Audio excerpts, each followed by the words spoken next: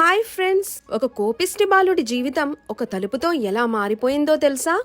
ప్రతి కోపానికి ఒక మేకు, ప్రతి క్షమాపణకి ఒక రంధ్రం. రంగాపురం అనే గ్రామంలో రంగయ్య అనే రైతు కొడుకు సోమేష్ ఉండేవాడు. అతను 10వ తరగతి చదువుతున్నాడు. సోమేష్ మంచివాడే, కానీ కోపిష్టి. కాకపోతే ఎంత కొట్లాడినా కోపం తగ్గిపోగానే క్షమాపణ అడుగుతుండేవాడు.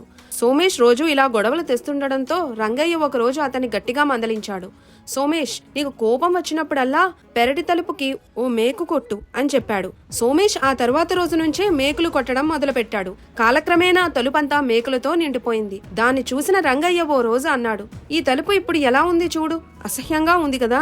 నువ్వు కోప్పడిన ప్రతిసారి ఎదుటివారిపై ఒక మేకు కొట్టినట్టే. తర్వాత ఎంత క్షమాపణ అడిగినా వాళ్ళ మనసులో అలాంటి ముద్రలు మిగిలిపోతాయి. అప్పుడు సోమేష్ తల వంచి, అర్థమైంది నాన్న, నన్ను నేను మార్చుకుంటాను అని అన్నాడు. అప్పుడు రంగయ్య, మంచిది, నువ్వు కోపాన్ని నిగ్రహించుకున్న ప్రతిసారి ఒక్కో మేకును తీసేస్తూ ఉండు అని అన్నాడు. సోమేష్ అలాగే తీయడం మొదలుపెట్టాడు.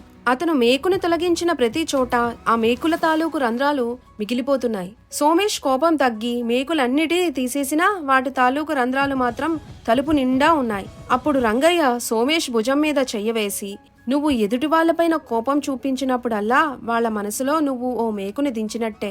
ఆ తరువాత చెప్పే క్షమాపణ కొట్టిన మేకును తీయడం లాంటిది. నువ్వు ఎంత నిజాయితీగా శ్రద్ధగా మేకుని తీసినా ఎదుటి వాళ్ల మనసుపైన ఇలాంటి రంధ్రం ఒకటి మిగిలిపోతుంది. కాబట్టి ఎవరిని అనవసరంగా కోప్పడకూడదు అని చెప్పాడు. రంగయ్య మాటల్లోని నిజాన్ని గ్రహించిన సోమేష్ మరెప్పుడూ ఇతరుల మీద కోపాన్ని ప్రదర్శించలేదు.